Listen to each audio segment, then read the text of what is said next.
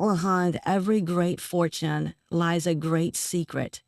This is the story of a secret so powerful it built an empire from a drawing room. You are about to discover the true blueprint of power from the Gilded Age, a masterclass in turning social influence into staggering, independent wealth. How did a woman bound by the strictest rules of high society secretly become one of its most formidable financial architects? What shocking personal gamble funded her final rise to absolute autonomy? By the end, you will possess the forgotten strategy for converting influence into a legacy that outlasts any fortune. What does true power look like when it wears a gown instead of a suit? The world she was born into was a gilded cage of immense pressure and precise expectations. For a young woman of a new American fortune, her life was not her own. It was a carefully orchestrated performance, a long audition for a European title. Her education was not about cultivating a mind for business or politics.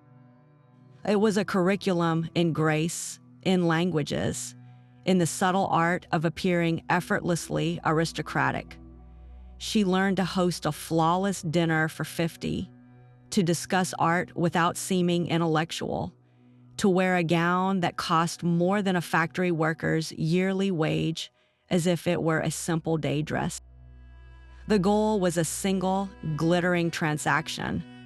Her family's raw industrial wealth would purchase a nobleman's ancient name, and in return, she would secure their social legitimacy on the world's oldest stage.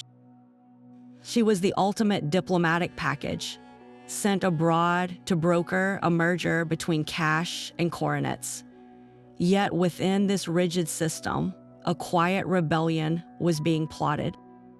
Our empire builder saw the blueprint, not for a marriage, but for a different kind of exchange.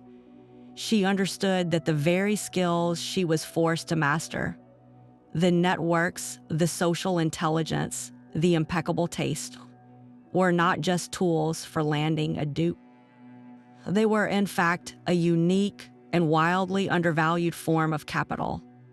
While others saw a finishing school graduate, she saw a future CEO in waiting. The script she was given said her story ended with a wedding ceremony in a drafty castle. She was about to tear that script to pieces and write her own, starting with a single revolutionary question. What if the currency of high society could be invested, not just spent? Her world was a masterpiece of polished restraint. Think of the grandest mansion on Fifth Avenue, its marble halls echoing not with laughter, but with the silent, ticking metronome of expectation. The society wife was its chief curator. Her domain was not the stock exchange or the boardroom, but the drawing room, the ballroom, and the guest list.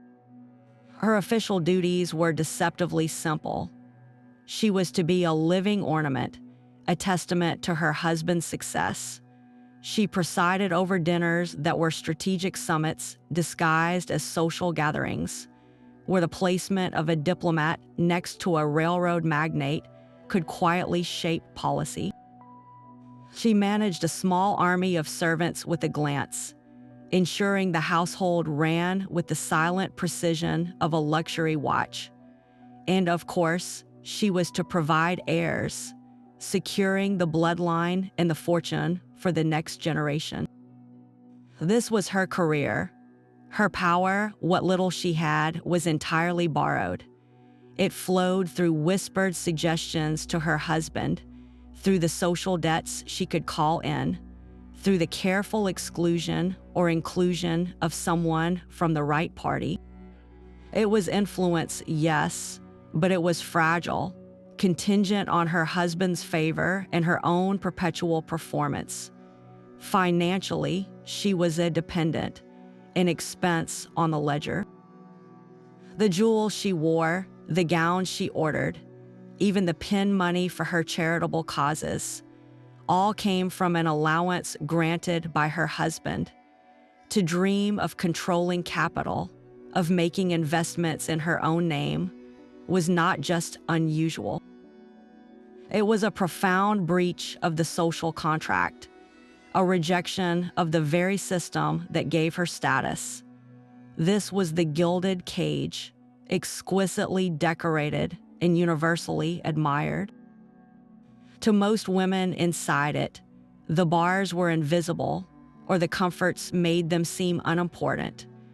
But our protagonist looked at those same bars and saw something else entirely. She saw that the cage itself was made of the purest gold, and she began to formulate a daring plan not to escape it, but to melt it down and forge her own keys. Her name was Charlotte, not a historical figure you will find in a textbook, but a force of nature forged in the fires of the Gilded Age. She was born Charlotte Winthrop, heiress to a vast railroad empire, a fortune so new the paint was still wet on the family's Newport mansion. From a young age, she possessed a mind that raced like one of her father's locomotives, a sharp intelligence that found the endless talk of lace and linens utterly suffocating. While her sisters practiced their curtsies, Charlotte, hidden in her father's library, devoured the financial papers he left scattered on his desk.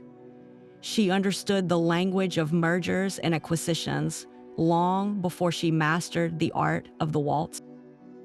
Her ambition was a quiet, burning coal within her, banked but never extinguished by the endless social drills. Society saw a polished debutante, the perfect vessel for an advantageous match. Charlotte saw a different future. She played her part flawlessly, and at the age of 20, she married the Earl of something or other, a man with a splendid title, a depleted estate, and a profound disinterest in anything beyond his stables and his club. To the world, it was a triumph. Charlotte Winthrop was now her ladyship, a countess. The transaction was complete, but for Charlotte, the ceremony was not a finale. It was an opening move. She had acquired the ultimate social shield, a title that granted her automatic entry into every drawing room and boardroom in 2 continents.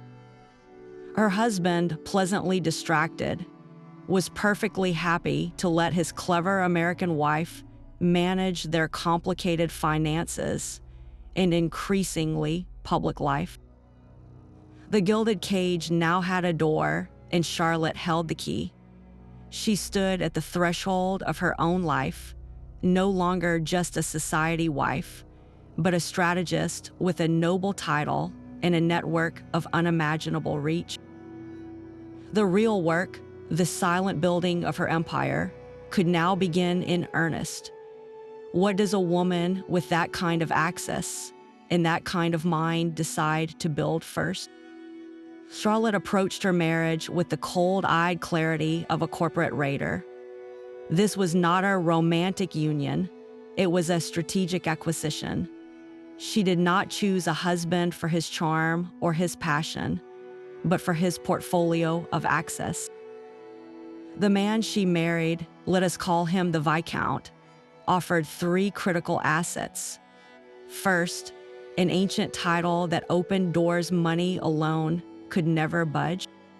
Second, a network of connections that spanned the old aristocracy and the new industrial class. And third, perhaps most importantly, a benign neglect. He was a man of traditional tastes, content with his clubs and his country pursuits, who viewed the management of wealth and society as a tedious necessity best left to someone else. He saw a charming, capable wife who would relieve him of a burden. Charlotte saw a blank check of opportunity signed with a noble name. With the Viscount's name as her letter of introduction, she gained entry to conversations from which women were typically excluded. She listened, perched on the edge of a silk settee, as men debated railway expansions over brandy. She absorbed the nuances of shipping tariffs and commodity futures from remarks made at her own dinner table. Her drawing room became her trading floor, her guest list her research department. She learned to decipher the true meaning behind a banker's cautious optimism or an industrialist's casual complaint. Every piece of gossip, every offhand remark about a piece of land coming up for sale or a promising inventor seeking backing was a data point she filed away. Her first independent moves were cautious, almost invisible. She began with her pin money, the modest personal allowance granted to her by her husband.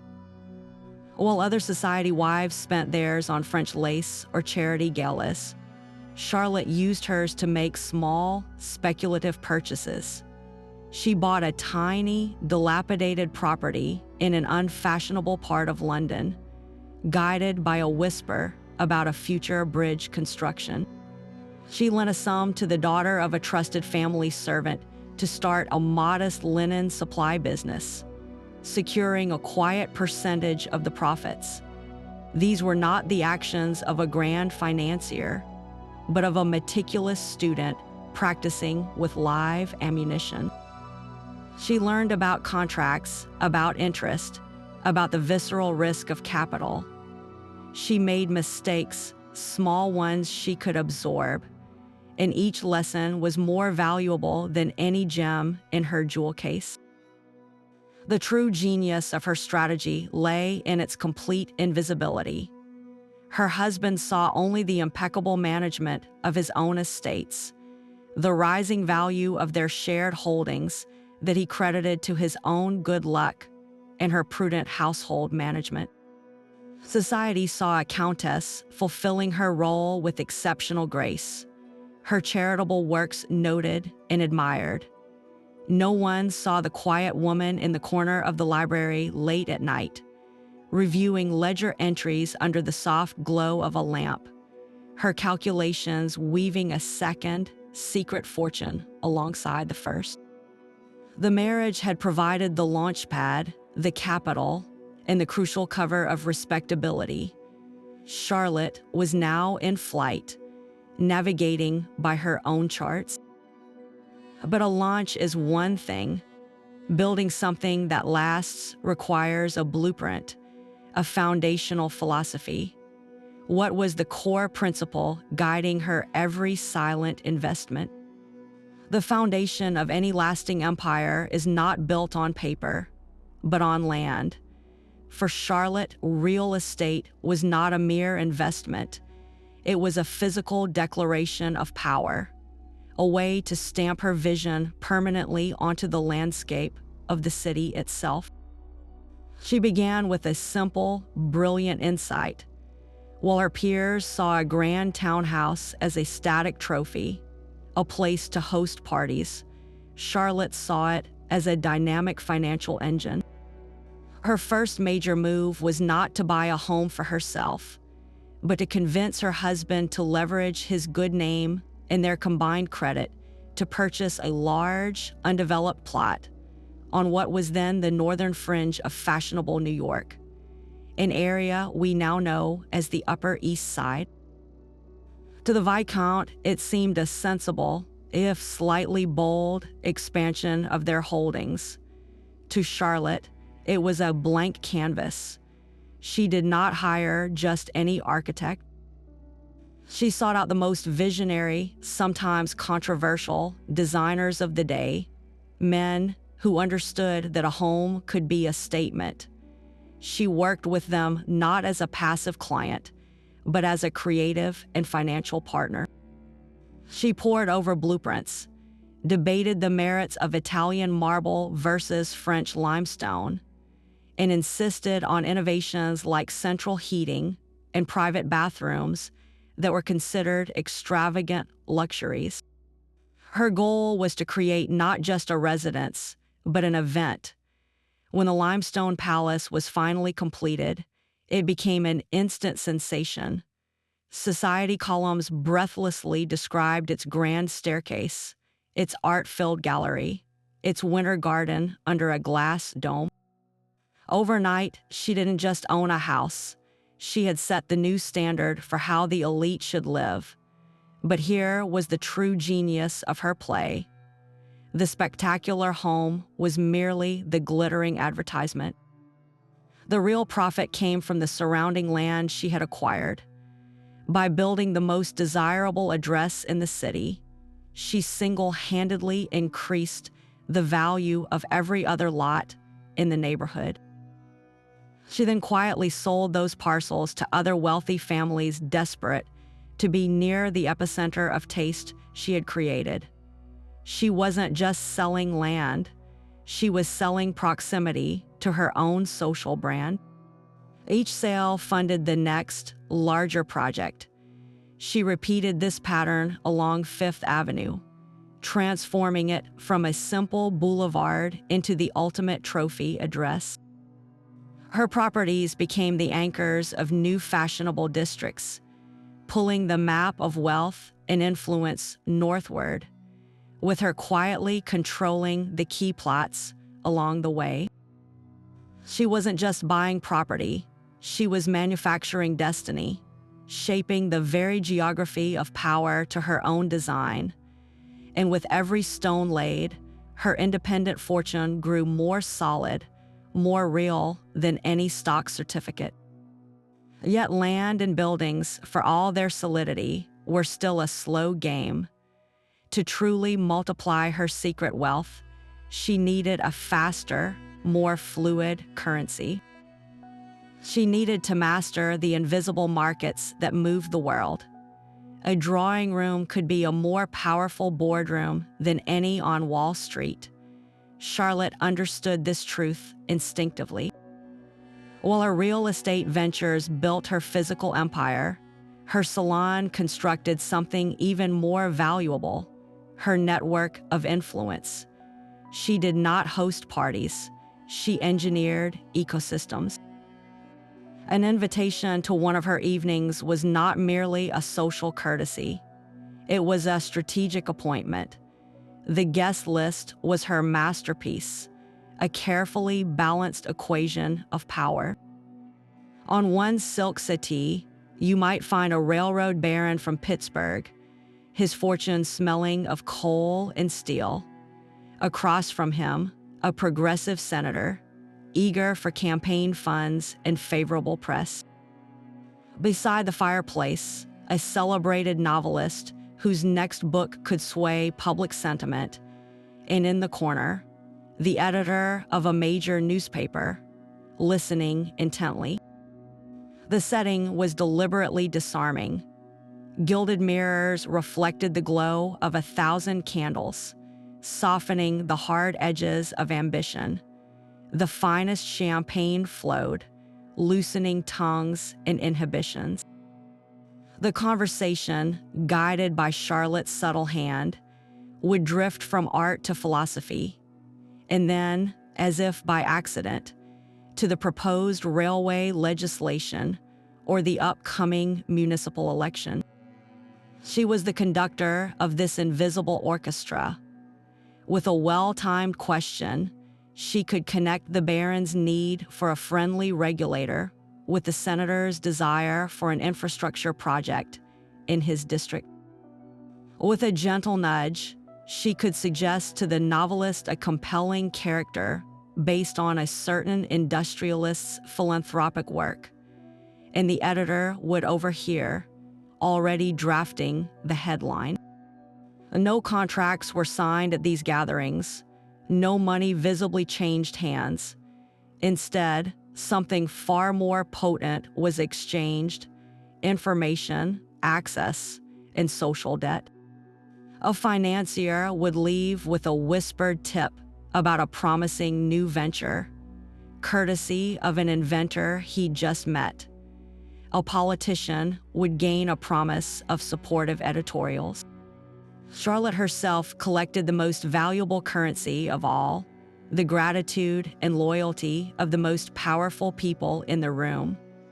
Her home became the unofficial, undisputed headquarters for a new kind of power block, one that crossed the traditional lines of industry, politics, and culture. And at the center of it all, moving gracefully from group to group, was the quiet chief executive of this invisible conglomerate, ensuring every interaction produced a return for her expanding enterprise. She had turned hospitality into a high art and influence into a tangible asset. But to transform that influence into pure, liquid capital, she needed a final, decisive move, one that would require her to risk everything she had secretly built. The silent partnership became her signature weapon. While her husband's fortune sat in conservative bonds and land holdings, Charlotte's secret capital was a venture fund in search of the next great idea. Her drawing room intelligence network gave her an unparalleled early warning system. She heard about the struggling but brilliant engineer whose lightweight engine design had been rejected by every major manufacturer. She learned of the ambitious merchant, a woman herself, who dreamed of a grand, fixed-price retail emporium, but could not secure a loan from the all-male banking establishment. These were not just business proposals. They were stories of potential, and Charlotte had a genius for reading between the lines. Using the personal wealth she had meticulously accumulated from her real estate profits and fiercely guarded allowance, she would arrange a discreet meeting. The offer was always the same generous capital with one non-negotiable condition. Her name could never appear on any document. She would be a silent partner, a ghost in the financial machinery. In return for her investment, she demanded a significant share of the profits and, crucially, a seat at the strategic table. Though her input would be delivered through trusted intermediaries or in carefully coded letters. She funded the department store that revolutionized how the middle class shopped. Her insight into the desires of wealthy women informing its layout and inventory.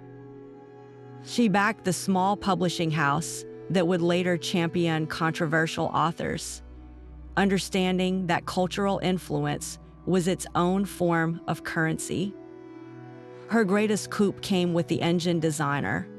While her husband's peers saw a messy workshop and a harebrained scheme, Charlotte, recalling a dinner conversation about the future of transatlantic travel, saw the blueprint for modern shipping. Her investment was the lifeline that turned a prototype into a patented empire. The public facade was essential. At a charity gala, she might compliment the owner of that thriving news store, appearing as nothing more than a satisfied customer. She would listen with a polite, slightly bored smile as men at her table debated the merits of the new engine technology, never revealing she held the patent's controlling interest. The cognitive dissonance was her shield. Who could suspect the elegant countess, discussing poetry and porcelain, was simultaneously calculating quarterly dividends from 3 different industries? She mastered the art of compartmentalization, her mind a vault of confidential deals, while her persona performed the timeless rituals of high society. This was the ultimate alchemy, transforming social intelligence and whispered tips into hard industrial equity. She was not just investing in businesses, she was investing in the future itself, betting on the visionaries everyone else was too blind or too prejudiced to see. And with every silent success, her independent power grew more formidable, a hidden reservoir of wealth that existed completely outside her husband's control or even his awareness. But empires invite scrutiny, and secrets have a gravitational pull all their own. The turning point arrived not with a whisper, but with the thunderous crash of a front-page scandal. After years of silent, spectacular success, Charlotte made a decision that shattered the genteel illusion forever. She would step out from the shadow of her husband's name and claim her own power in the full glare of public view. Her vehicle was not a subtle investment, but a monumental public venture, the founding of the Veritas department store. It was a temple of commerce she envisioned from the ground up, a place where art, innovation, and luxury met under one magnificent glass-domed roof. The store would be more than a shop. It would be an experience, a curated world reflecting her own impeccable taste and revolutionary ideas, like fixed prices and money-back guarantees. To her peers, it was an act of social treason. A countess, a lady of the highest standing, engaging directly in trade. It was vulgar, it was grasping, it was utterly unthinkable. The newspapers erupted. Editorial pages condemned her for dragging aristocracy into the gutter of commerce. Cartoonists depicted her behind a counter, measuring fabric, a crown askew on her head. Society matrons clutched their pearls and whispered of her downfall. Yet in the midst of the outrage, Charlotte detected a different sound, the deafening roar of free publicity. She understood something the old guard did not in the modern age. Notoriety was a form of capital. She leaned into the controversy with breathtaking audacity. Instead of hiding, she gave interviews, calmly explaining her vision for a new kind of retail that honored craftsmanship and empowered the consumer. She used the press fascination, their horrified glee, to ensure that every person in the city, from the scullery maid to the financier, knew the name Veritas and the woman behind it. On opening day, the crowds were not just shoppers. They were spectators at a historic event, drawn by the scandal as much as the merchandise. They found not a vulgar shop, but a palace of wonders, each department a testament to her flawless eye and strategic mind. The scandal sold the first day's tickets, but the quality and innovation sold every day thereafter. In one bold stroke, she transformed herself from a society wife into a public brand, a figure of modern enterprise. The hidden empire now had a proud public flagship, and its architect was finally visible on the bridge, steering confidently into uncharted waters.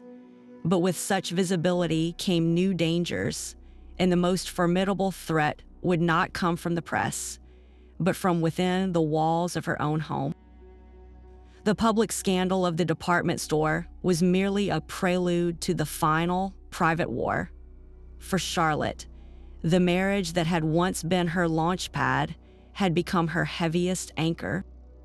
The Viscount, long content with his benign neglect, now watched with a mixture of bewilderment and bruised pride as his wife's name eclipsed his own in the newspapers. Her independence, once a quiet convenience, was now a public embarrassment.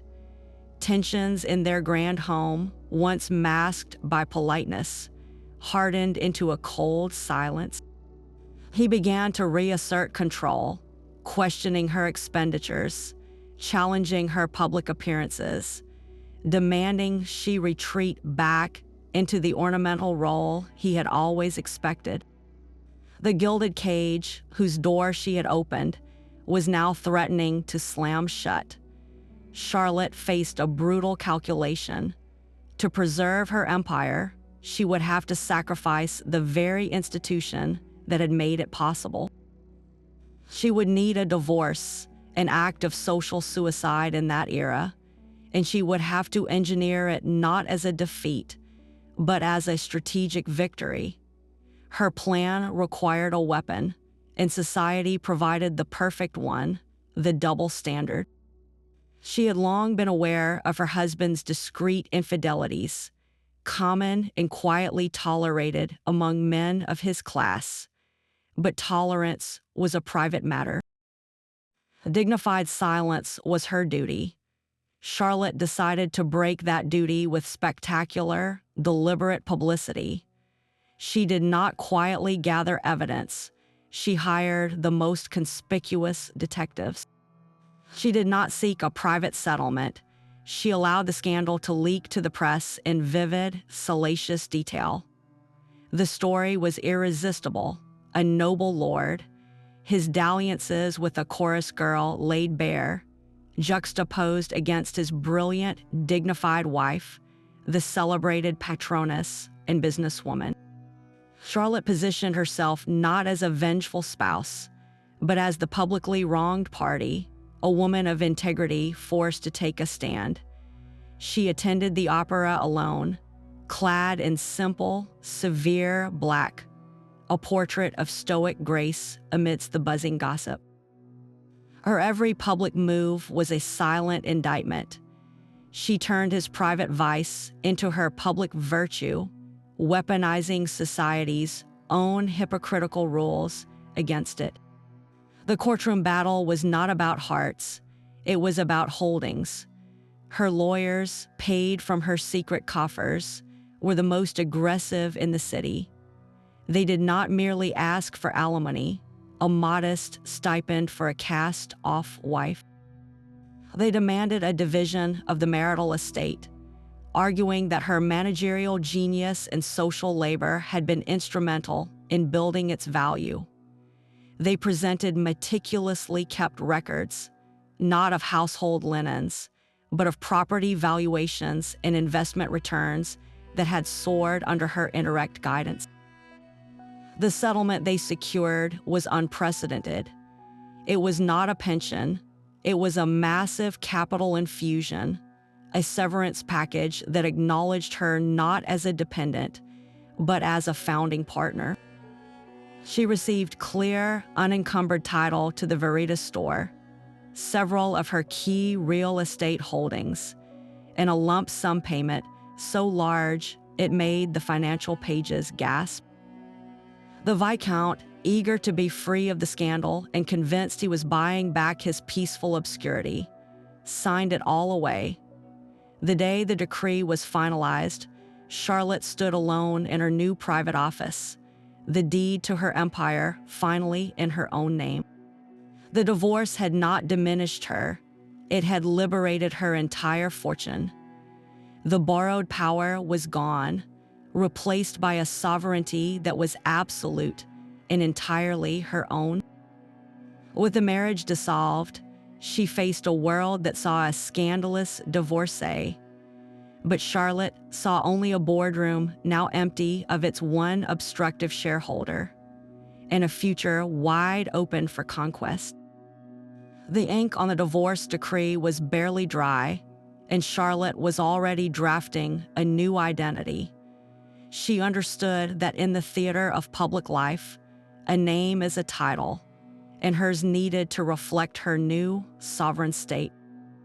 She did not retreat from the name that had given her initial access, but she reframed it. Professionally, she became Charlotte Winthrop, or later, Winthrop alone. The aristocratic title was reserved for purely social occasions, a tool she still owned and knew how to wield. This was a masterstroke of rebranding. She kept the brand recognition of her years as a countess, the association with taste and exclusivity, while decisively severing the connection to the man who had once owned it. She was no longer Mrs. Anybody. She was simply, powerfully herself, The society pages, which had once breathlessly chronicled her guest lists and gowns, now found a new and more compelling subject: her corporate maneuvers. Headlines shifted from "Countess hosts ball for 50" to "Winthrop acquires major stake in coastal shipping line." The chatter of the drawing room was replaced by the analysis of financial columns. She moved through this new landscape with a calm authority that disarmed her critics. She attended board meetings in tailored suits, her manner as composed and commanding as any railroad president. The world adjusted because she gave it no other choice. To ensure the narrative remained hers alone, she executed a move of pure strategic genius. She bought a newspaper. Not a society rag, but a respected, if struggling, broadsheet. It was not merely an investment, it was a fortress. By controlling a major platform for information, she insulated herself from the kind of salacious attacks that had fueled her divorce. The paper's coverage of her ventures was measured, factual, and often favorable, framing her not as a scandalous divorcee, but as a pioneering industrialist. More importantly, it gave her a voice in the larger conversations shaping the nation, from economic policy to social reform. She used this voice with deliberate purpose, aligning herself publicly and financially with the burgeoning women's suffrage movement. Her donations were substantial, but her true support was her platform. Her newspaper published editorials advocating for the vote, profiled leading suffragists, and calmly dismantled the arguments against women's political participation. This was not just philanthropy, it was a profound political calculation. By tying her brand to the most transformative social movement of the age, she positioned herself on the right side of history. She transformed her personal quest for autonomy into a public symbol of a broader struggle, making it impossible to dismiss her as a mere eccentric heiress.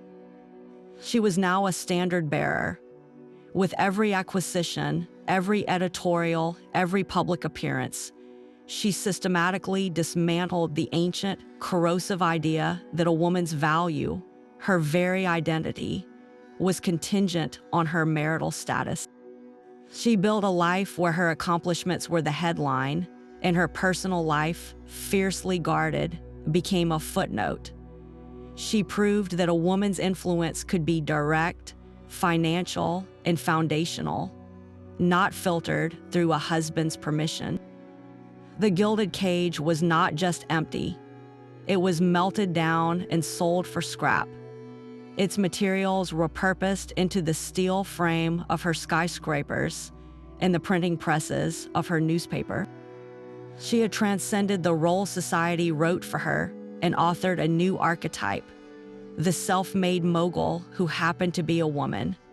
Yet, building an empire is one monumental task. Ensuring it endures beyond a single lifetime is another. The final test of any ruler is not the wealth they amass, but the legacy they leave in their wake.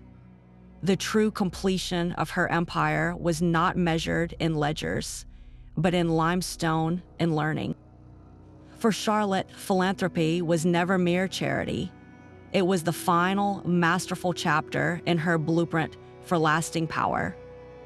While her peers donated to existing causes for social credit, she built entirely new institutions from the ground up, ensuring her vision would be carved permanently into the civic landscape. She did not simply fund a wing for the city hospital. She established the Winthrop Institute for Medical Research, its very name a declaration of her commitment to progress. She endowed not just a scholarship, but an entire school of design, ensuring the next generation of architects would learn their craft under her patronage. Each foundation stone laid was another brick in the monument to her own legacy. Her involvement was characteristically hands-on and strategic. She insisted on a seat on every board, often the chairmanship, guiding these institutions with the same sharp acumen she applied to her department store. At the museum she founded, she didn't just donate art. She curated the collection, shaping public taste for decades to come. At the library, she influenced which books were acquired and which lectures were hosted, subtly guiding the intellectual currents of the city. This was philanthropy as governance, a soft power that allowed her to influence culture, education, and public health long after any business deal was concluded. It transformed her public image from that of a shrewd, perhaps cold, businesswoman into that of a beloved benefactor, a mother to the city itself. This altruistic empire also served as a formidable shield. The immense public goodwill generated by her hospitals and libraries made her nearly untouchable to critics. A newspaper thinking of running a negative piece about her shipping interests would have to consider the backlash from the thousands of families who received care at a Winthrop clinic. A political opponent would hesitate before attacking a woman who had just opened a public library in his own district. Her philanthropy, woven into the very fabric of daily life, created a vast network of social debt that protected her commercial empire. It granted her a quiet, persistent influence in political circles, as mayors and governors sought her support for civic projects, knowing her endorsement carried both financial weight and the sheen of moral authority. In the end, she understood that the most durable fortune is one that is seen as a public trust, a resource that gives back as much as it accumulates. She built temples of commerce, and then she built temples of conscience, ensuring her name would be remembered not for the wealth she kept, but for the future she helped to build. Yet, even the most carefully constructed legacy faces its ultimate test, the passage of time and the fickleness of memory. What becomes of an empire when its architect is no longer there to defend it? The final chapter of her story is a masterclass in turning the tables of history. Having secured her fortune and her freedom, Charlotte performed the ultimate act of poetic justice.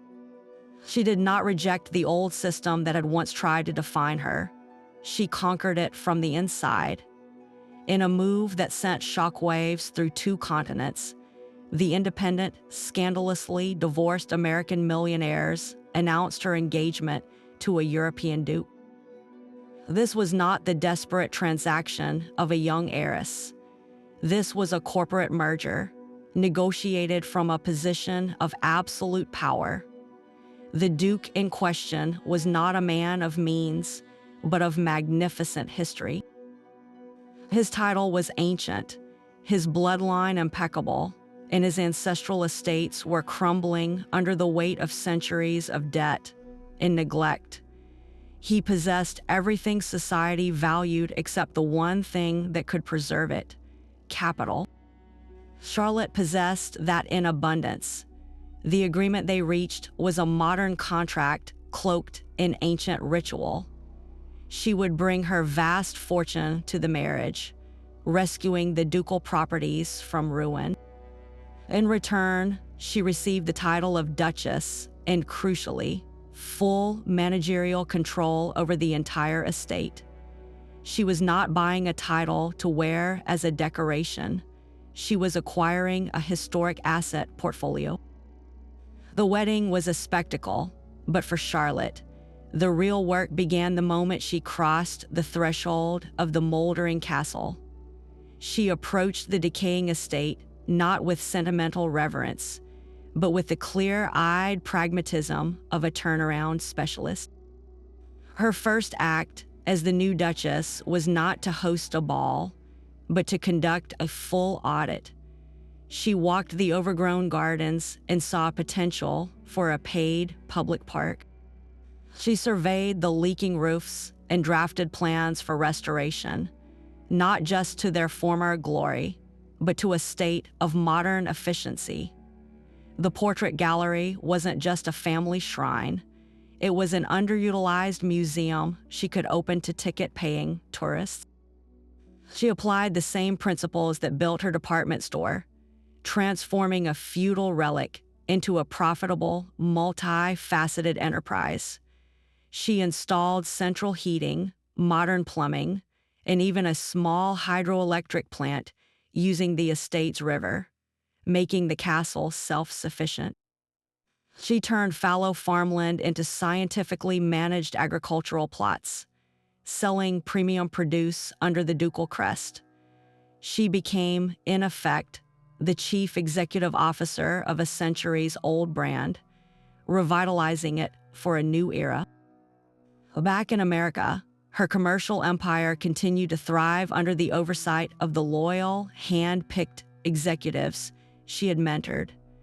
She governed it all through a relentless stream of correspondence and trusted proxies, her mind effortlessly holding the details of a shipping line's quarterly report and the specifications for restoring a medieval tapestry. The society that had once whispered about her divorce now marveled at her ascent. She had not just entered the aristocracy, she had modernized it. She proved that the ultimate power was not in choosing one world over the other, but in seamlessly commanding both. The gilded cage of her youth had been a trap. The ducal coronet she now wore was simply another tool in her kit, a crowning asset in an empire she had built entirely with her own will and wit. Her daily reality was a feat of logistics that would humble a general. From a sunlit desk in an Italian palazzo or a paneled study in an English castle, Charlotte governed a commercial empire that spanned an ocean. The morning ritual began not with tea, but with telegrams. A stack of encoded cables would arrive, brief reports from her New York office, updates on shipping line revenues, real estate transactions, and stock portfolio fluctuations. She reviewed them with the same focus she once applied to a dinner menu, her decisions flowing back across the wire in crisp, unambiguous directives. Her inner circle was no longer composed of society matrons, but of a small, fiercely loyal coterie of managers, lawyers, and accountants who traveled with her. This was her true entourage, a mobile headquarters that transformed any drawing room into a command center. While her husband, the Duke, might be out inspecting the stables, Charlotte was in the library, a secretary taking dictation for a letter to a Wall Street broker, while an accountant presented the quarterly figures for her Veritas store. She mastered the art of delegation without relinquishing control, trusting her team with execution, but never with strategy. The Grand Tour of Europe, a staple for wealthy Americans, became for her a continuous working summit. A stop in Paris was not just for the fashions, but to meet with the directors of the French branch of her retail operations. A sojourn in Rome included discreet lunches with bankers, exploring opportunities in the burgeoning Italian railway system. Her new title was the ultimate master key, unlocking doors to European investment circles and even royal courts that had been firmly closed to the merely rich American. She was no longer an outsider seeking entry. She was a peer, a duchess with capital, and that combination commanded a unique kind of respect and opened ledgers to ventures in mining, manufacturing, and international trade that were the exclusive province of old money and crowned heads.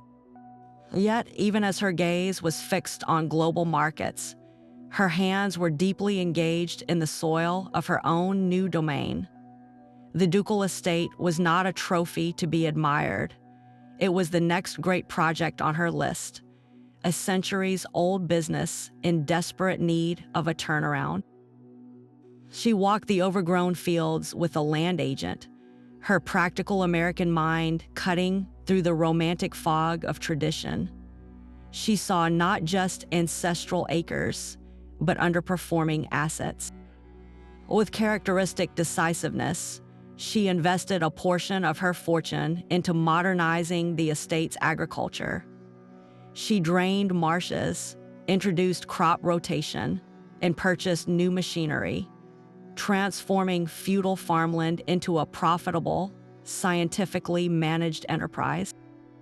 The produce, sold under the prestigious ducal crest, fetched premium prices in London markets, but her most innovative revenue stream was born from a simple observation.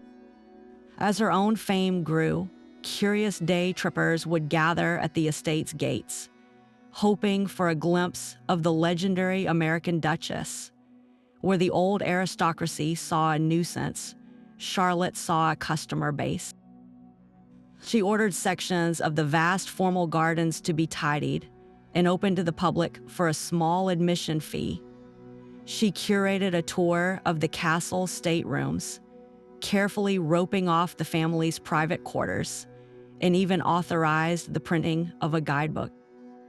It was a revolutionary idea, turning a private home into a destination, monetizing heritage itself.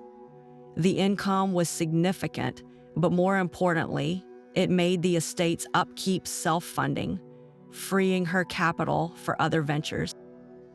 This was the elegant, self-perpetuating loop of her later life, using the prestige of the title to generate wealth, and using that wealth to enhance the title's legacy, all while her transatlantic holdings hummed along under her remote, meticulous control. She had achieved a seamless synthesis of old world and new, of heritage and hustle, proving that true power is not static, but a dynamic force that flows across borders and centuries. But what is the final measure of such a life, when the telegrams fall silent and the account books are closed?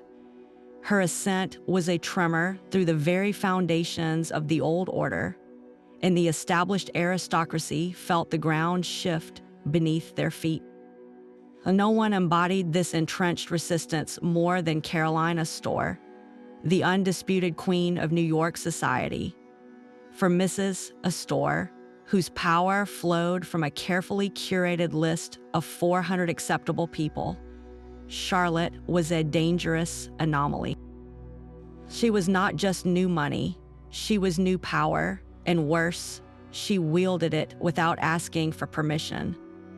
The battle lines were drawn in the most subtle, savage ways. The most famous skirmish erupted over the opera box, that ultimate symbol of social standing.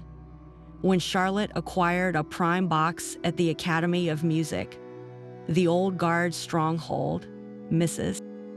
Astor and her cohort responded with a weapon more cutting than words, a collective, icy silence. On opening night, as Charlotte took her seat, a palpable hush fell over the surrounding boxes. Glasses were raised, but no one looked her way. It was a calculated attempt to freeze her out, to prove that no amount of personal fortune could buy true acceptance. Charlotte's response was not to plead or protest. It was to build a better theater.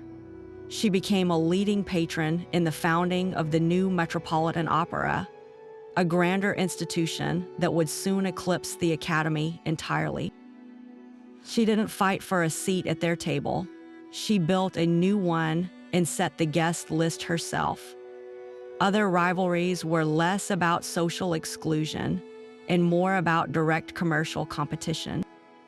Ambitious heiresses who had also chafed against their constraints saw in Charlotte not an ally, but a competitor for the same limited space in the public imagination. One such rival, let us call her Alva, a formidable woman in her own right, clashed with Charlotte over a crucial parcel of land on Fifth Avenue. Both women envisioned a grand palace on the site, a permanent monument to their taste and influence. The bidding war became a public spectacle, a proxy battle fought through real estate agents and bankers. Charlotte ultimately secured the land, but at a staggering price. The victory was Pyrrhic, teaching her that unchecked rivalry could bleed capital as effectively as any bad investment. This lesson shaped her future strategy. She began to seek converts, not just conquests. Her most pivotal alliance was with the visionary architect Stanford White.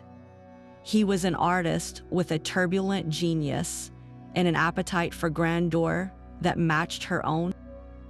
While society viewed him as a brilliant, somewhat scandalous figure, Charlotte saw the perfect instrument for her vision. Their partnership was a fusion of ambition and artistry. She provided the capital, the unwavering nerve, and the sharp business acumen. He provided the breathtaking designs that would define an era. Together, they didn't just build houses. They built legends in limestone and gilt, each new mansion solidifying both of their reputations. Another crucial ally was the powerful editor of a major newspaper, a man initially skeptical of a woman in business. Charlotte won him over not with charm, but with sheer competence. She provided him with exclusive, impeccably sourced financial insights that boosted his paper's credibility. And in return, he ensured her ventures received serious, respectful coverage. He became the guardian of her narrative, framing her divorce as a story of integrity and her business moves as strokes of genius.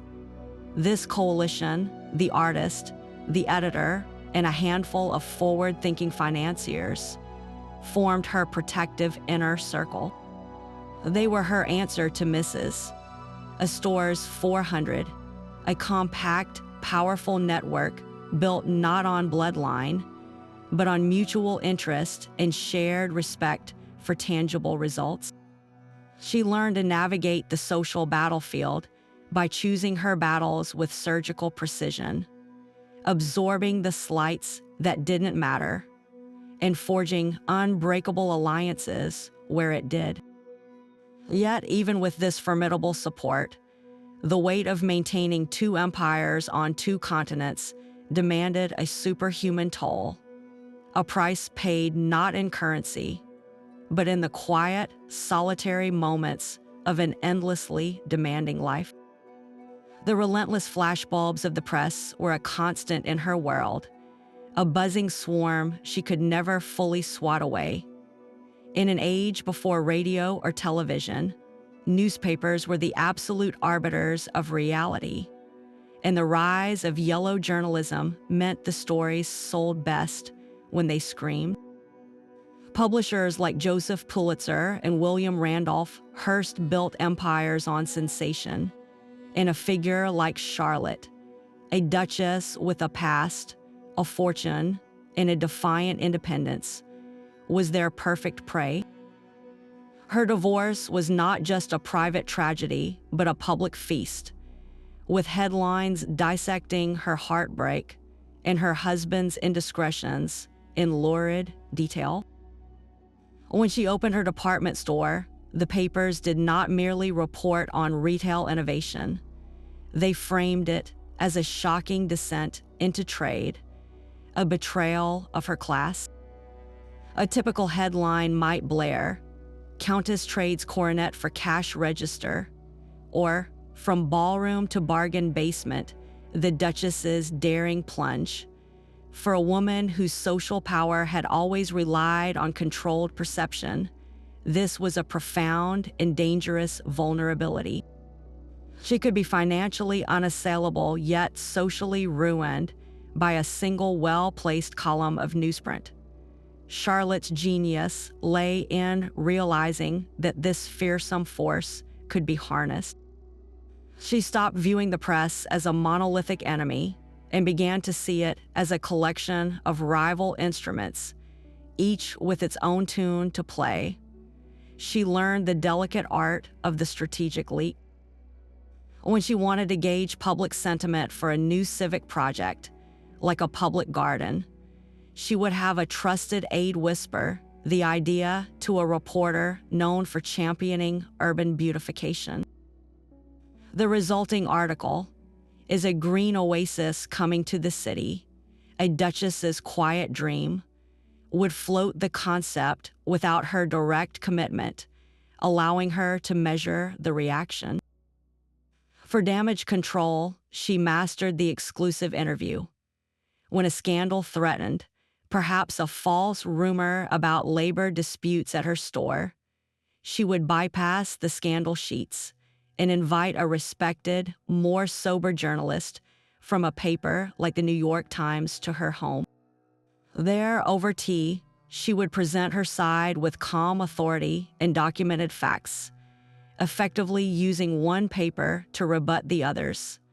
The headline would then shift to, "Duchess clarifies store policies, advocates for worker welfare." She reshaped the narrative by choosing the battlefield and the messenger. Her most direct and controversial tactic was the simple economics of advertising.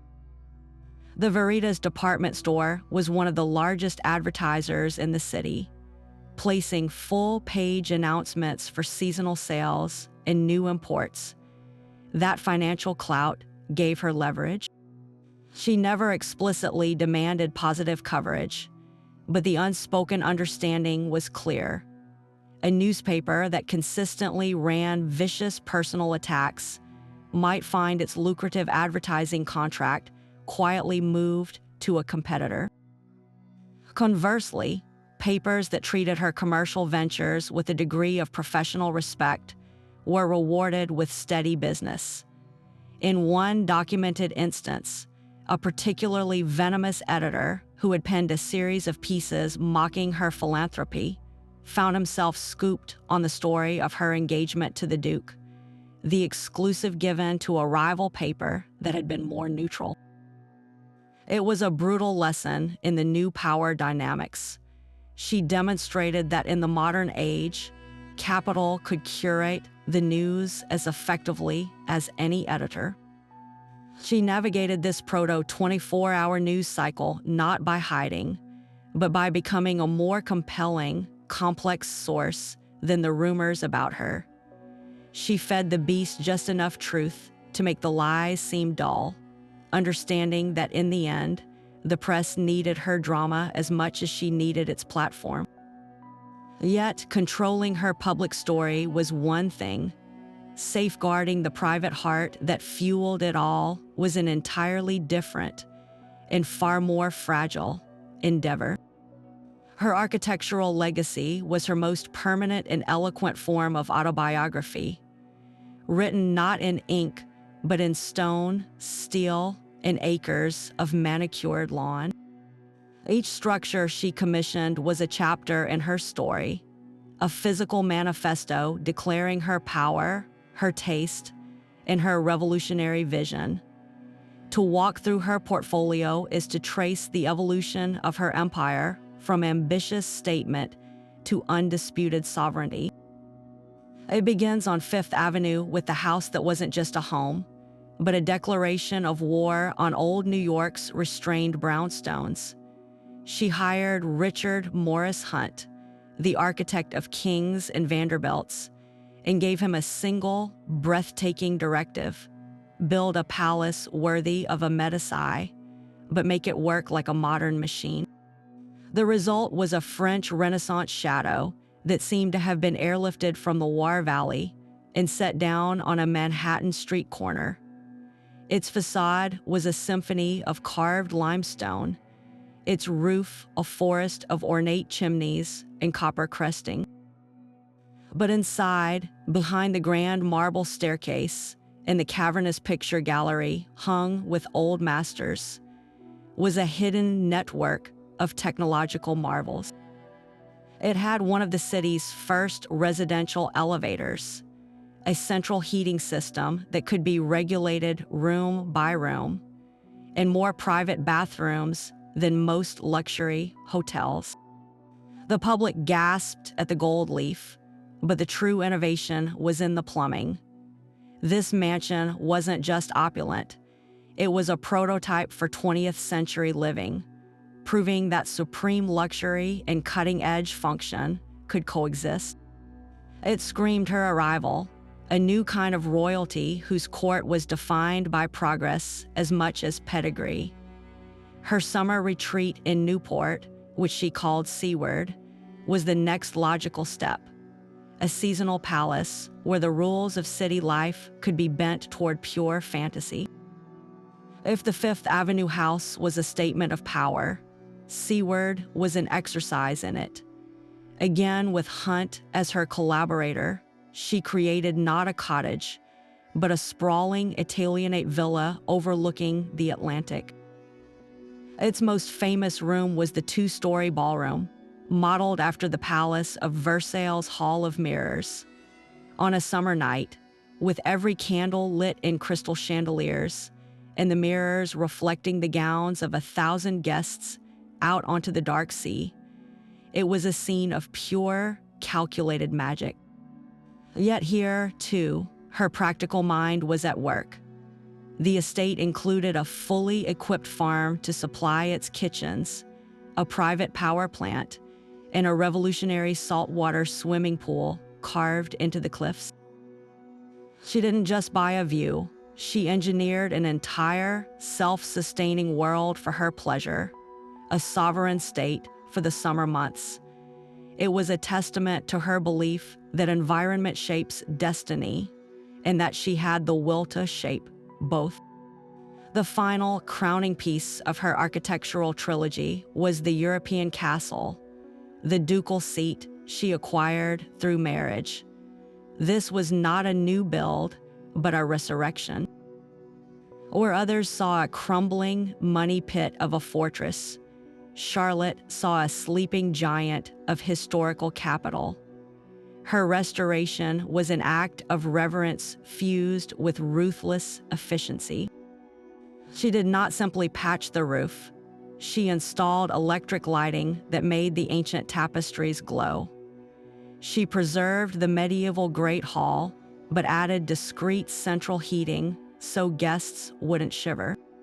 She turned the dank dungeons into a state-of-the-art wine cellar, and converted a wing of servant quarters into gracious guest suites with modern plumbing. The overgrown formal gardens were not merely replanted. They were reimagined as a public attraction, with winding paths and a terrain that generated revenue.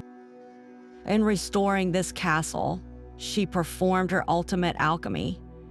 She took the weight of centuries of tradition and fused it with her modern, profit-driven sensibility.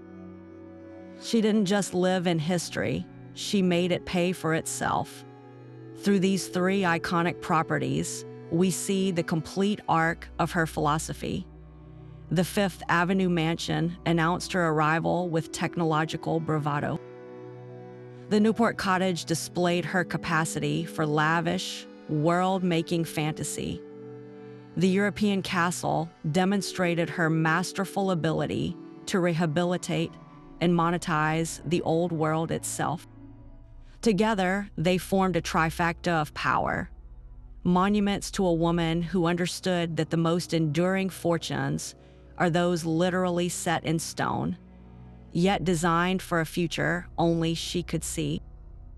Her influence extended beyond the skyline and into the very soul of the age through her most personal passion, art.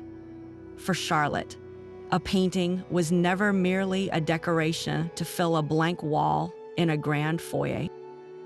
It was a strategic asset, a piece of cultural currency that could be collected, traded, and leveraged with the same precision as a stock or a parcel of land. While her peers competed for safe, established old masters, portraits of long-dead aristocrats, and predictable religious scenes, Charlotte pursued a far more daring and impactful strategy. She became a patron of the living, the controversial, the artists whose work was still wet and whose names were not yet guaranteed. She sought out the Impressionists when their blurred landscapes were mocked by the traditional salons of Paris. She purchased bold, modern sculptures that challenged classical forms, and she commissioned portraits from painters known for their psychological intensity, not just their flattering technique. Her drawing room became a gallery of the future, a place where one could see the next century taking shape on canvas. This was not a hobby. It was a calculated move in a larger game.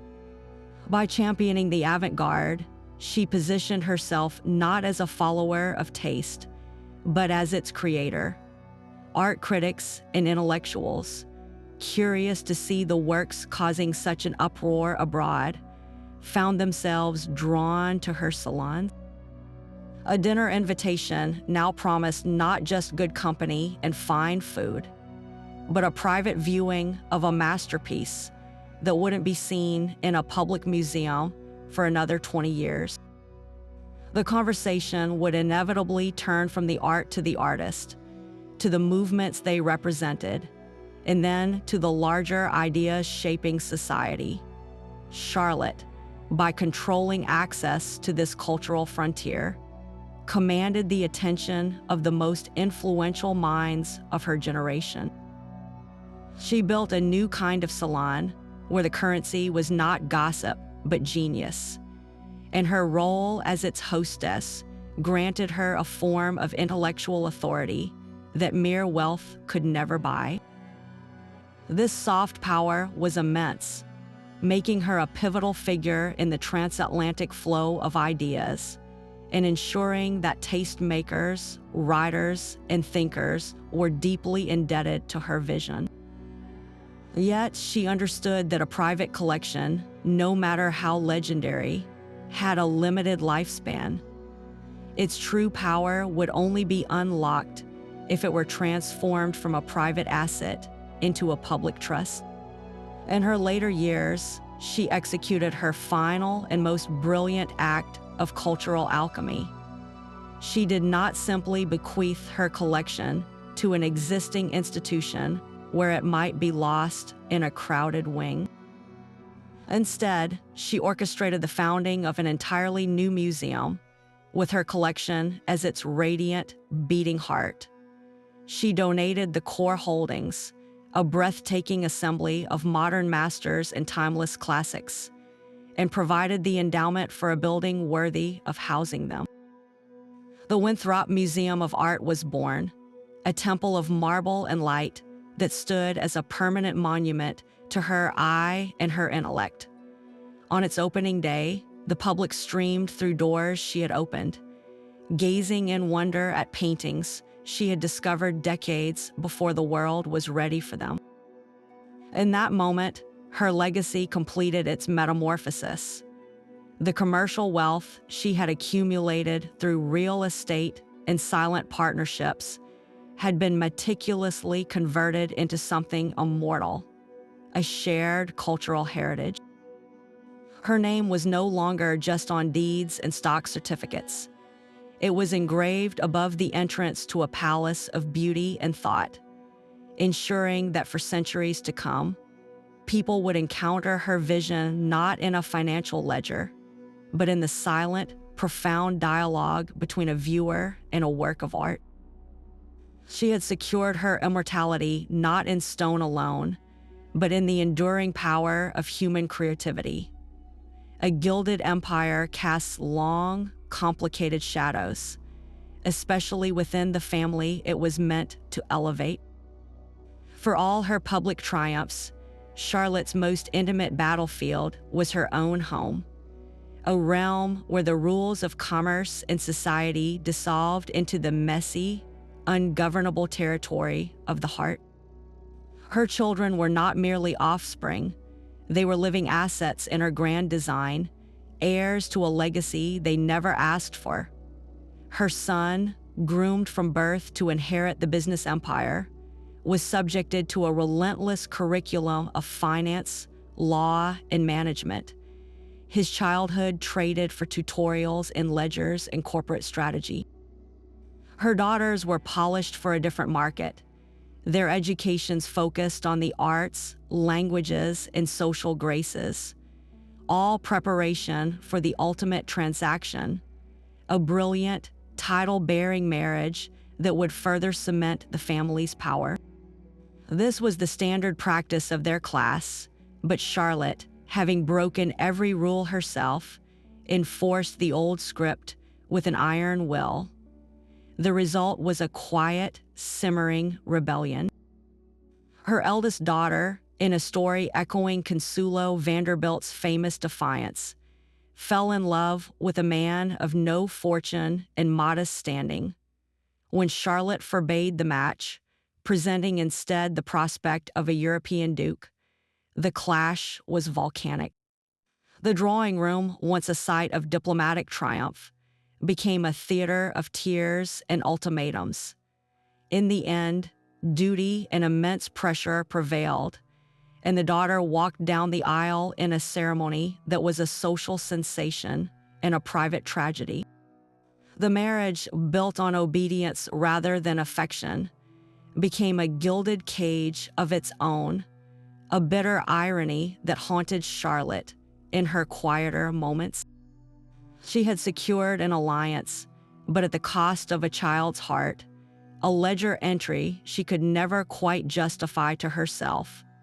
The strain extended beyond her immediate children to the wider web of siblings and cousins.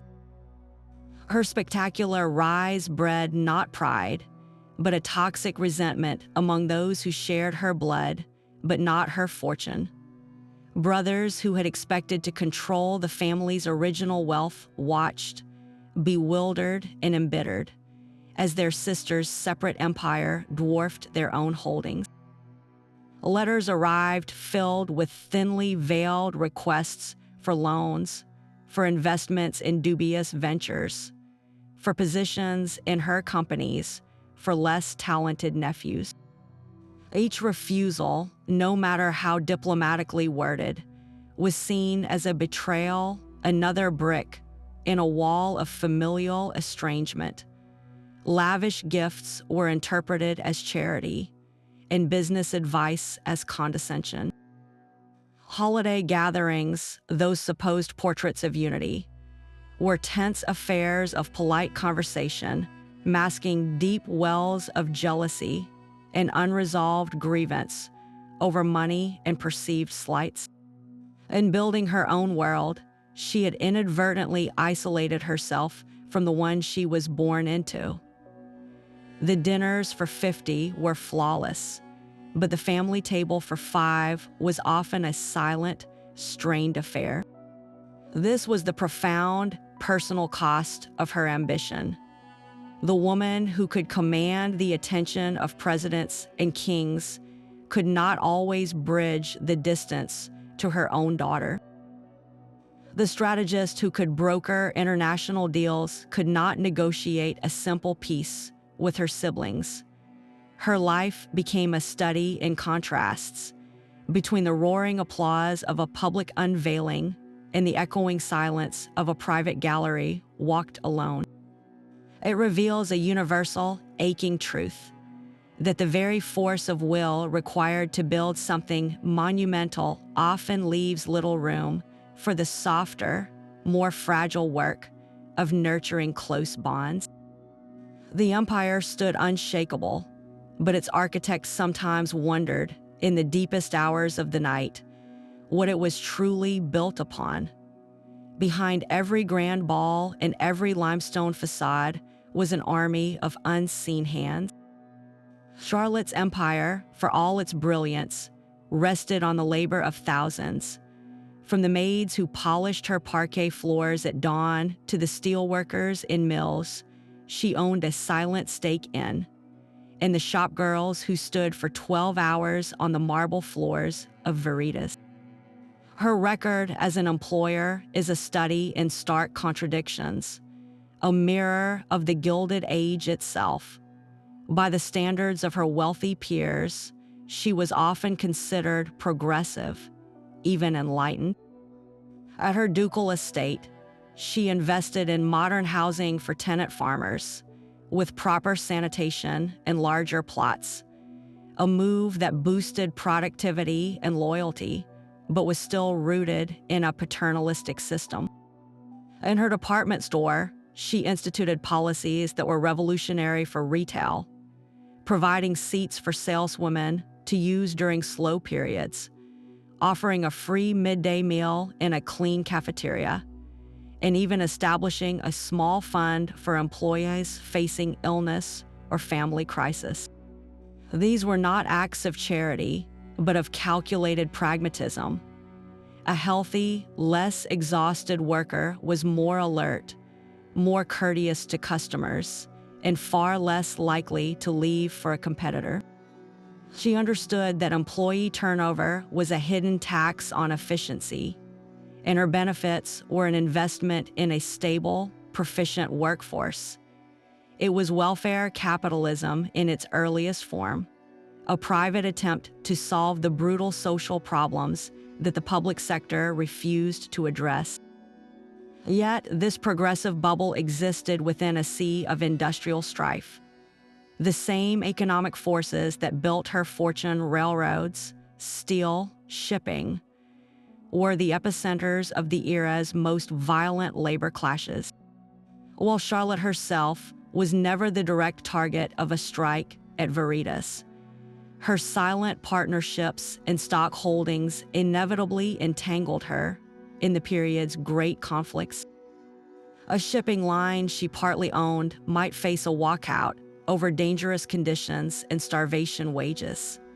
A textile mill in her portfolio could be the site of a bitter strike, led by immigrant women demanding a living wage.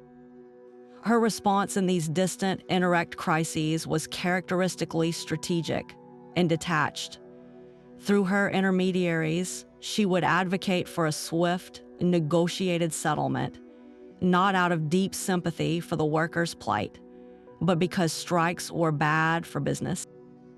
They disrupted supply chains, scared investors, and generated the very kind of negative press she worked so hard to avoid. Her primary loyalty was always to the stability and profitability of the enterprise. To the growing labor movement, she was an enigma. Here was a woman who had broken the ultimate glass ceiling of class and gender, yet her wealth was inextricably linked to the same industrial system that exploited them. For some suffragists and progressive reformers, she was a potential ally, a powerful voice who could, if she chose, leverage her influence for meaningful labor law reform. They courted her support, hoping her unique position could bridge the chasm between the parlors of Fifth Avenue and the tenements of the Lower East Side.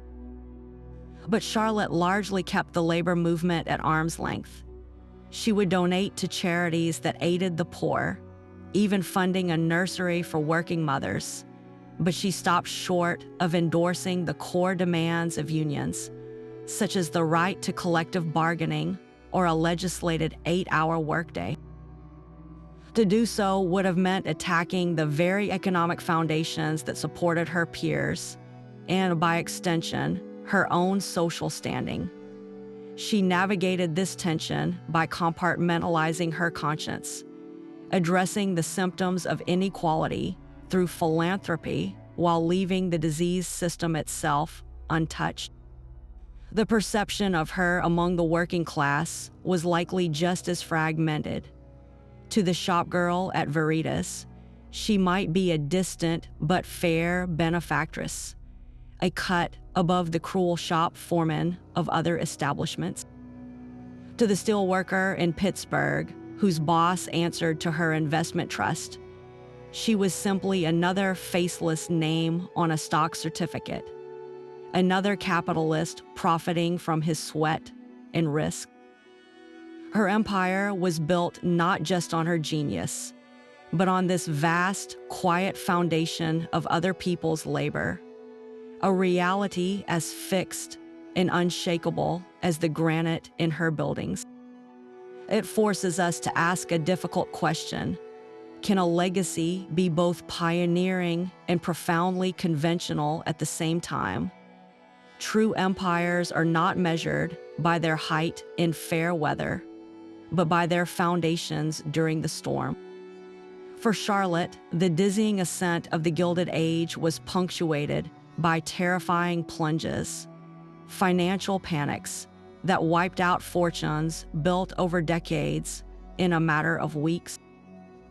The most severe was the Panic of 1893, a collapse triggered by the overextension of railroad companies and a run on gold reserves. Banks failed by the hundreds, factories shuttered, and unemployment soared. For a woman whose wealth was woven into the very fabric of railroads, real estate, and retail, the threat was existential. This was the moment her secretive, diversified strategy proved its worth. While speculators who had bet everything on a single railway stock were ruined, Charlotte's empire was a web, not a pillar. Her silent partnerships in consumer goods, like the department store and the publishing house, provided a crucial counterweight. When people stopped buying bonds and stocks, they still needed to clothe their families and seek escape in books. These were recession-resistant ventures that generated steady, if reduced, cash flow. Her most prescient move, however, was her relationship with gold.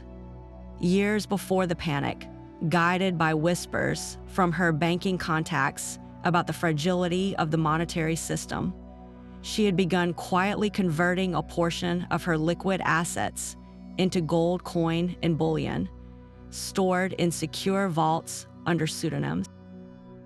When the panic hit and credit evaporated, this private hoard became her lifeblood. It allowed her to meet obligations without selling distressed assets at fire sale prices. And more importantly, it gave her the ammunition to go on the offensive. As property values cratered, she used her gold to purchase prime real estate from desperate heirs at a fraction of its worth. A brutal but brilliant calculus of buying when there was blood in the streets. Her political network, cultivated over thousands of dinners, provided another shield. She was no insider trader in the modern sense, but she possessed something just as valuable: contextual intelligence. A casual remark from a senator over soup about the government's intent to honor its debts in gold, or a banker's grim assessment of which institutions were truly solvent, allowed her to reposition her holdings not on rumor, but on high-confidence information. She would quietly instruct her brokers to exit certain railroad holdings months before their bankruptcy became public, not because she knew a secret, but because she understood the landscape better than anyone in the room. The panic of 1907 tested her again, and her response was even more sophisticated. This time, the crisis was a liquidity crunch, a sudden shortage of cash that froze the entire financial system. Charlotte's lesson from 1893 was to prioritize not just wealth preservation, but systemic survival. She participated, through her intermediaries, in the famous effort led by J. P. Morgan to pool banker resources to bail out trust companies and the stock exchange. Her contribution was not out of pure altruism.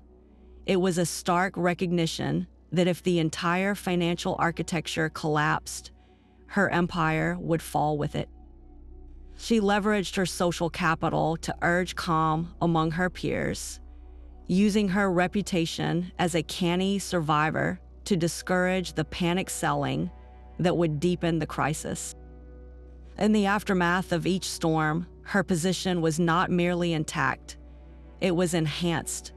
She emerged with more property, more consolidated power, and a legendary reputation for unshakable foresight.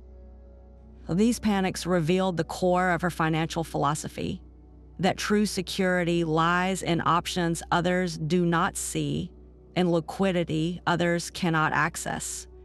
While the merely lucky saw their paper fortunes vanish, the strategic empire builder used the chaos to lay new cornerstones, proving that the greatest fortunes are often forged in the fires of collective fear. Her support for women's suffrage was a quiet but potent extension of her business strategy. While other society matrons viewed the movement with horror, seeing it as a threat to the natural order, Charlotte recognized a different kind of ledger. Her belief in a woman's right to self-determination was genuine, forged in the fires of her own battle for a divorce and financial autonomy. Yet her activism was never purely ideological. It was a characteristically multifaceted investment. Publicly aligning herself with the cause was a masterstroke of reputation management. In the wake of her divorce and her bold commercial ventures, some still whispered she was a grasping social climber. By championing suffrage, she recast her personal ambition as part of a grand moral crusade for all women. The headlines shifted once more from Duchess defies convention to Duchess demands democracy. She donated substantial sums, but never anonymously, ensuring her name was listed among the movement's most prominent and respectable patrons. This provided a powerful shield of virtue, making it far more difficult for critics to attack her other enterprises. A newspaper editor thinking of running a negative piece about her shipping line would now hesitate, knowing she was a celebrated benefactor of a popular progressive cause. Her financial support was strategic, often directed toward the movement's more moderate, media-savvy wings, those focused on dignified parades and persuasive pamphleteering rather than militant confrontation. She hosted fundraising salons, but these were not the radical gatherings of firebrands. They were elegant affairs where suffragist leaders could articulate their arguments to powerful men in a controlled, sophisticated setting. In these drawing rooms, she facilitated the conversion of social capital into political capital, for the movement and for herself. Beneath the public altruism lay a colder, long-term calculation. Charlotte was building a commercial empire she intended to pass on. The legal landscape of her time was a minefield for a wealthy woman. In many places, a married woman's property still automatically became her husband's, and even a widow's control over her inheritance could be contested. By helping to fund the fight for the vote, she was also investing in the broader legal reforms that would inevitably follow. Reforms concerning property rights, contractual freedom, and guardianship of children. She was not just fighting for a ballot. She was lobbying for a future legal framework where her daughters and the heiresses of future generations could inherit her empire and run it without a husband's permission or a male trustee's oversight. She was, in essence, funding the legislation that would protect her own legacy. It was philanthropy as venture capital, betting on a social transformation that would secure her dynasty's future. This alignment allowed her to stand at a unique crossroads, respected by the old guard for her title and taste, yet hailed as a visionary by the new guard for her support of the future. She embodied a paradox, a duchess who owed her position to an ancient system of inheritance, now using her wealth to dismantle that system's most restrictive rules for her sex. It was perhaps her most brilliant silent partnership, one where the dividend was not mere profit, but a revolution in the very rules of the game she had already learned to win. The final act of her life was a masterpiece of controlled succession. Having built every facet of her empire through sheer force of will, Charlotte now faced the ultimate challenge of any founder: stepping back. She did not retire, she reorganized. From the active chief executive, the woman who once personally reviewed shipping manifests and architectural blueprints, she transitioned into the role of chairwoman of the board. Her daily focus shifted from acquisition to preservation, from building to bequeathing. The grand homes and the commercial headquarters still reported to her, but now through a filter of trusted, hand-picked executives she had groomed for decades. Her power became more gravitational than direct, a force felt in the occasional, impeccably timed memo or the summoning to her drawing room for a review that was less a meeting and more a sovereign audience. Within the family, this shift was even more pronounced. She became the undisputed matriarch, the sun around which all dynastic orbits revolved. Her children, now adults with children of their own, found their own ambitions and marriages subject to her final, often unspoken, approval. The holiday gatherings at the castle or the Newport cottage were no longer tense affairs of rebellion, but orchestrated pageants of family unity, carefully staged for the benefit of the next generation in the ever-watchful society columns. She was writing the final chapter of the family myth, and every relative was a character in her story. To ensure that story was the one history remembered, she undertook one final monumental project, the memoir. It was not a confession, but a coronation in print. Written with the assistance of a discreet ghostwriter, the book was a work of elegant artifice. The messy, painful divorce was framed as a dignified stand for principle. The ruthless business maneuvers were recast as visionary strokes for progress. The silent partnerships and the gold hoarding during panics were omitted entirely, replaced with tales of civic duty and philanthropic instinct. The lonely struggles, the familial resentments, the cost paid in personal happiness were edited into shadows that only hinted at their true depth. The book presented Charlotte not as she was in all her complex, contradictory humanity, but as she wished to be seen, the benevolent duchess, the savvy but scrupulous businesswoman, the devoted mother and patroness. It was a brilliant act of historical airbrushing. Upon publication, it was hailed as the definitive account of a remarkable life, reviewed respectfully and devoured by a public eager for the authorized legend.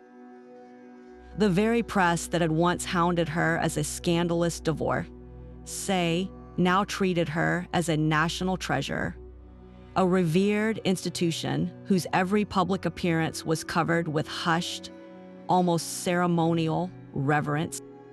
This external veneration was matched by an internal focus of steel. Her true energy in these later years was poured into the dry, meticulous language of trusts and endowments.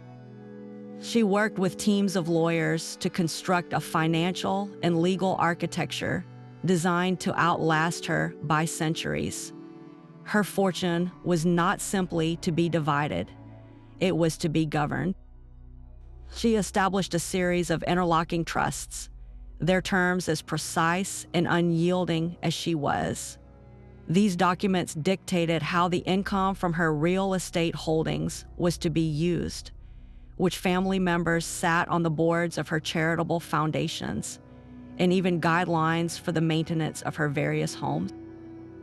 The goal was to prevent the dissipation of her wealth through inheritance taxes, profligate heirs, or simple misfortune.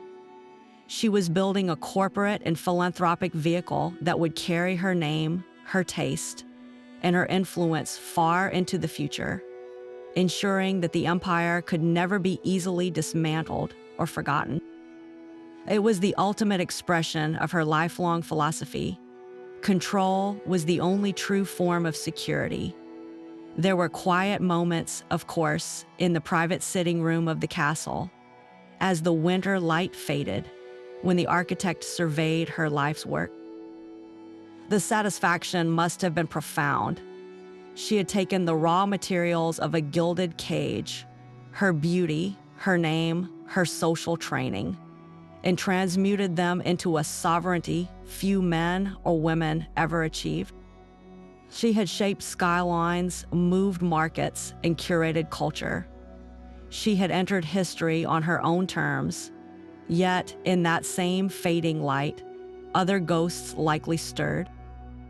The reflection in the window glass might show not just the powerful duchess, but the young girl who traded her heart for a title, the mother whose daughter's eyes held a familiar, resigned distance, the woman who commanded rooms full of people, but sometimes dined alone.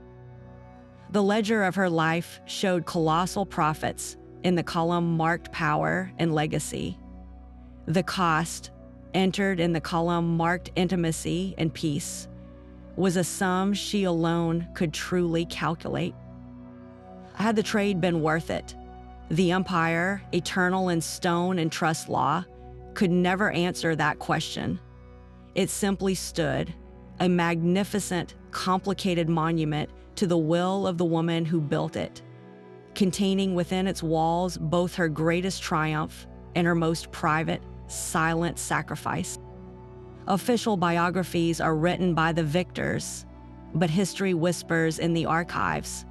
For every polished achievement in Charlotte's public record, there exists a shadowy counterpart, a rumor, a sealed document, or a question that lingers like a ghost in the grand gallery.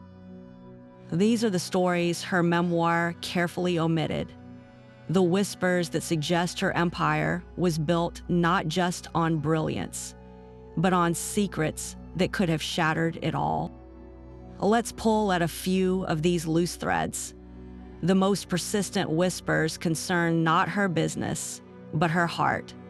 While her marriage to the Viscount was a strategic alliance, and her later union with the Duke a corporate merger, gossip of the time hinted at a very different kind of partnership. Persistent rumors linked her name, for years, to the visionary architect Stanford White. Their professional collaboration was legendary and well documented, but the society pages of rival newspapers sometimes insinuated a deeper, more personal creative union. Was their bond purely one of mutual artistic ambition, or was there a passionate, hidden romance that fueled the creation of her most iconic homes? The timing is suggestive, coinciding with the loneliest years of her first marriage.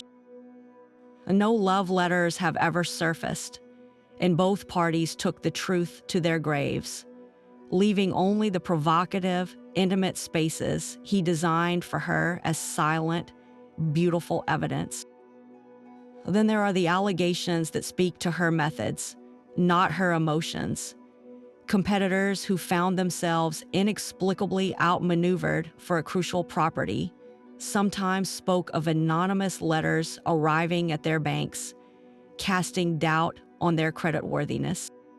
A small, innovative department store that began to cut into Veritas's profits suddenly faced a series of logistical nightmares.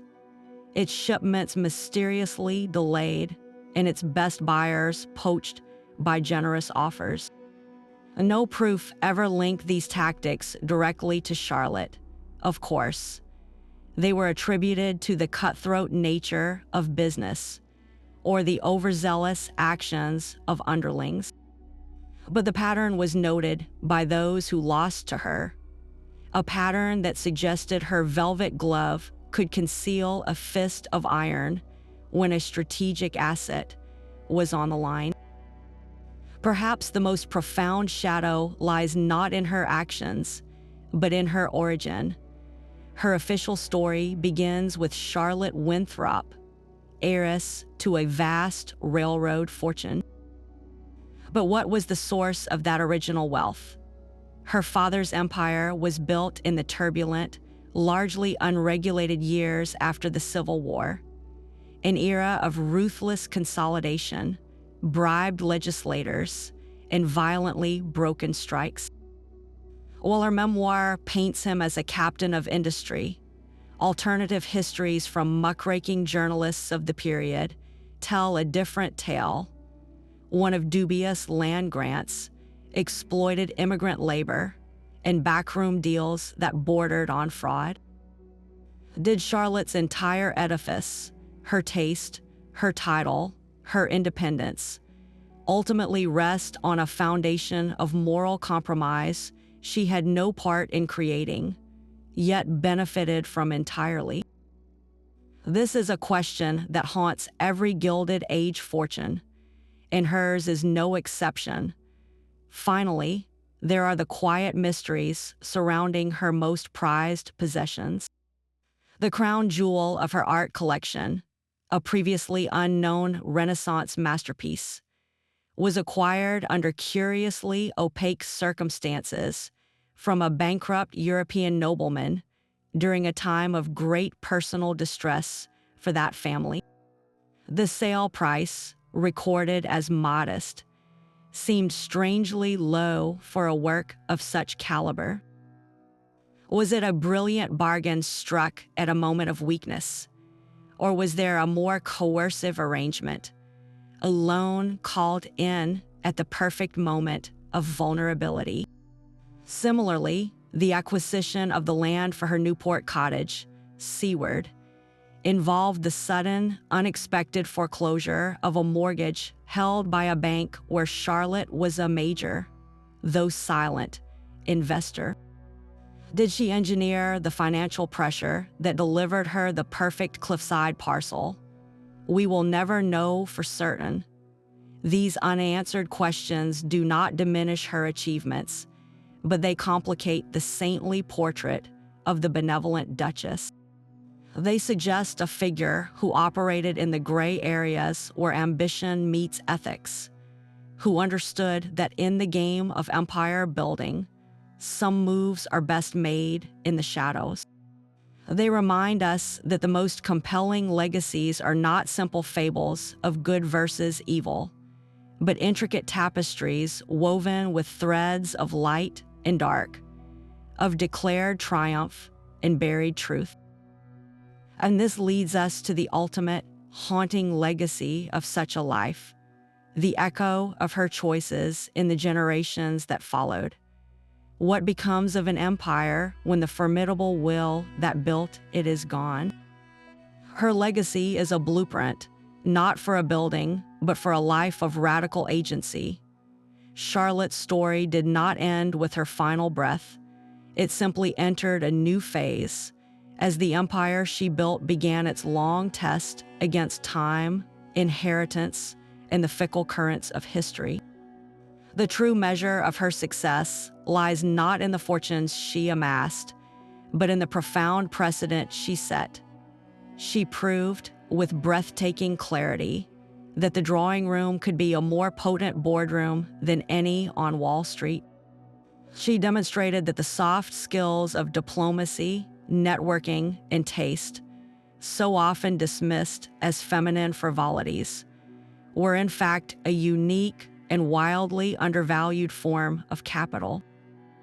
She took the currency of high society, the guest lists, and the whispered confidences, and invested it with the ruthless precision of a Wall Street titan, converting social influence into tangible, independent wealth.